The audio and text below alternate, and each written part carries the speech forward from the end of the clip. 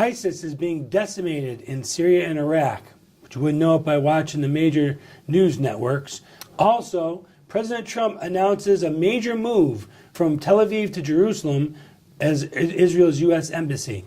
That is a huge move that has sparked outrage all throughout the world. They don't need much to throw them into a tizzy and start throwing Molotov cocktails. It doesn't take a lot.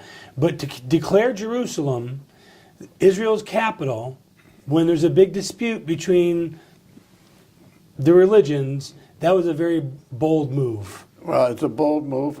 Actually, it was done a long time ago. 4 presidents have all been for Jerusalem being They said they were.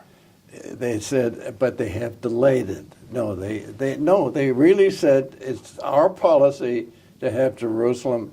And not one of them fulfilled it. And one of them fulfilled it, exactly. It was almost a joke.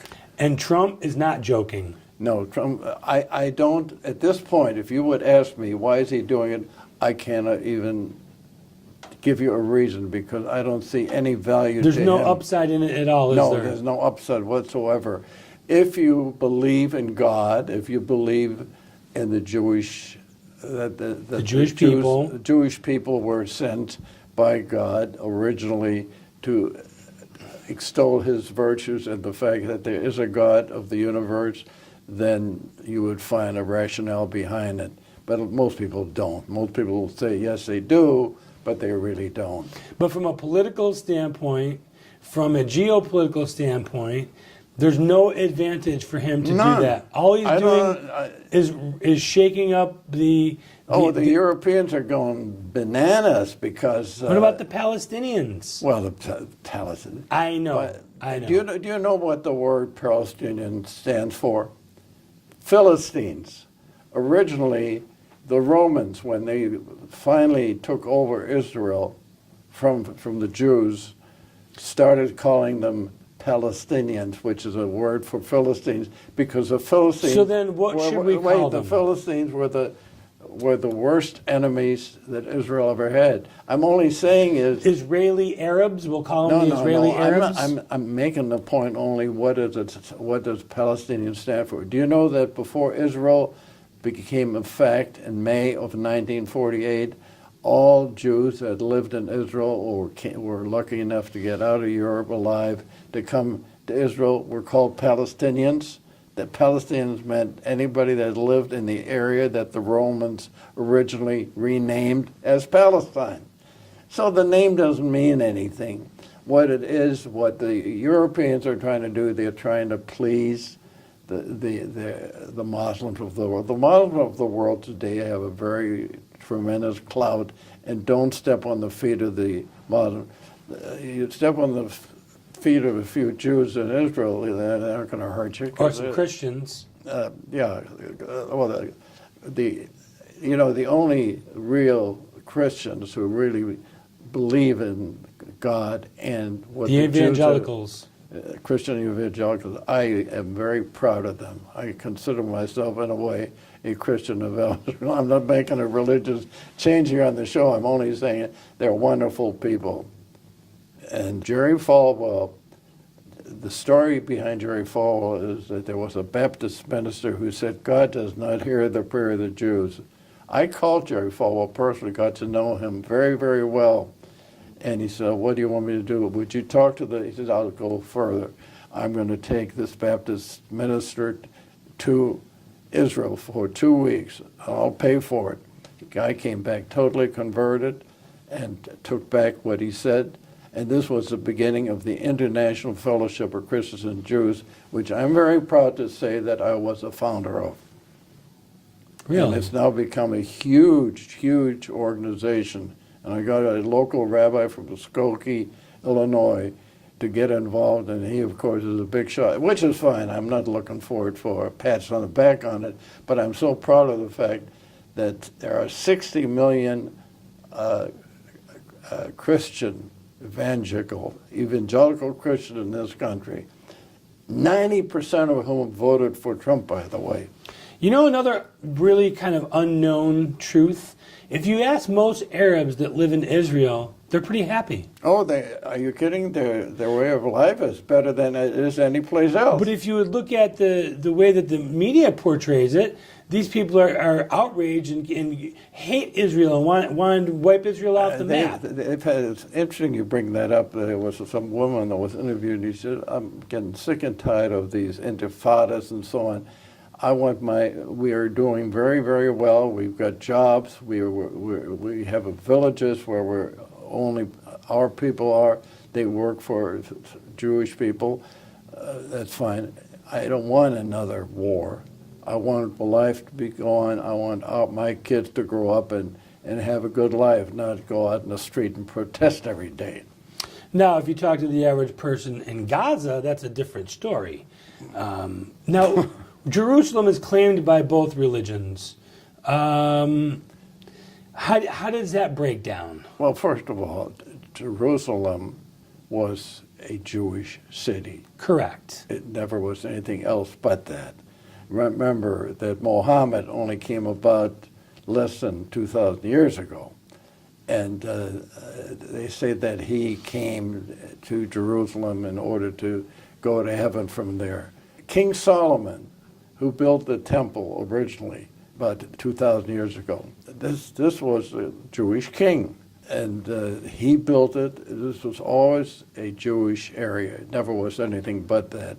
Then, of course, when the colonials came in, the British came in,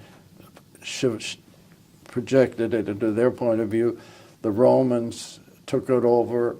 One of the Constantine, the really almost the founder of the Catholic Church, he and his mother Helen embraced the whole concept of Christianity and made it the ultimate religion of Christians all over the world.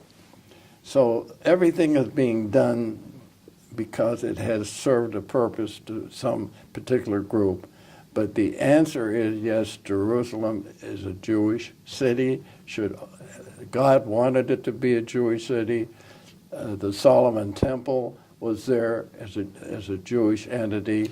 And that's just the way And here's it the is. multi-million-dollar question. Should we eventually move our embassy to Jerusalem? I don't think it makes any difference whatsoever. It's just going to provoke and It spark doesn't up mean, these people. I think it's a stupid thing if you want to know. Don't you think it's just lighting a fuse to a pile of... It's not necessary. I think right now you got Bibi Netanyahu, who's a very good prime minister, no matter what they say about him.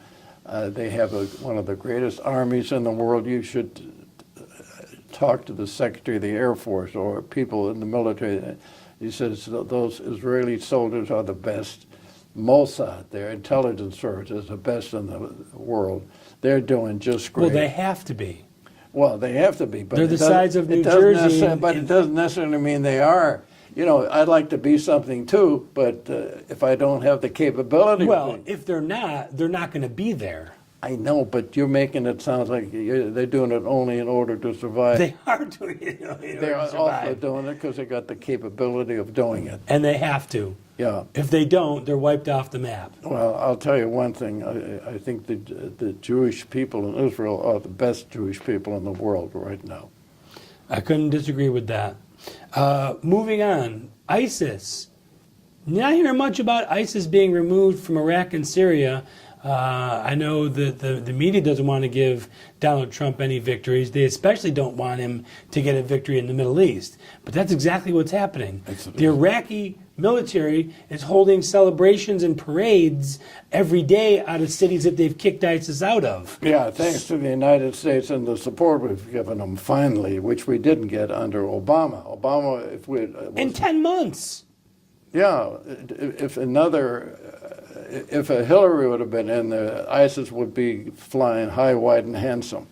Plus, you'd have Abedin's parents running the Muslim Brotherhood over there. Could be. I mean, it's serious. Yeah, I think, let's put it that way, the way things have worked out, they're a lot better than they could have if it had gone the other way. We'd like it to be better than it is, but it's gone a lot in the right direction. So how far before we could declare victory Or do we have to stay there at this point? You know, ISIS is no longer a country like when they took over most of Syria? Well, most Iraq? of Iraq originally. It really looked like they were going to take over the whole Muslim area. Well, now they're just little bits and pieces and causing terrorism and so on.